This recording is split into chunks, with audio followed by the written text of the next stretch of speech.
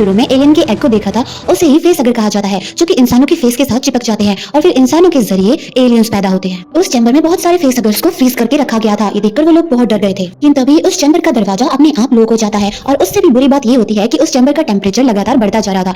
Andy उस दरवाजे को इसलिए नहीं खोल पा रहा था क्योंकि उसकी जो नॉलेज थी या सॉफ्टवेयर था वो पुराना हो चुका था। ना ही एंडी के पास उस स्पेसशिप के सिक्योरिटी कोड से। ये सब कुछ दूसरे चैम्बर में बैठी हुई यानी कि दूसरे स्टेशन में बैठी हुई उनकी तीनों दोस्त भी देख रही थी, जो कि फौरन उनकी मदद करने के लिए वहां पर आती है और सबसे पहले वो रोमुलस के अंदर उस मेल्ट हुए रोबोट को देखती है। इसे देखकर रेन को एक आइडिया आता है, जो कि ये रोबोट इस स्पेसशिप में रहता था, इसलिए इसके पास जरूर ही स्पेसशिप के सिक्योरिटी कोड्स होंगे, जो कि एक चिप में थे और रेन उन्हें निकालकर अब एंडी के अंदर डालने वाली थी, जिससे एंडी भी अब इस पूरे स्पेसशिप को कंट्रोल कर सकेगा। चिप को निकालकर वो उसी चैम्बर के पास जाती है जिसमें कि उसके तीनों साथी लॉक्ड थे। दरवाजे के अंदर बने हुए एक होल से वो उस चिप को एंडी को पकड़ा देती है और एंडी फौरन से उस चिप को अपने अंदर डाल लेता है और इसके बाद रिबूट होना शुरू हो जाता है। उतनी देर में एंडी का सॉफ्टवेयर अपडेट हो रहा था, उतनी देर में अब उस चैम्बर का टेम्परेचर इतना ज्यादा बढ़ चुका था कि इससे वो फेस अगर भी अब मेल्ट होने लगे थे, जिन्हें की फ्रीज करके वहां पर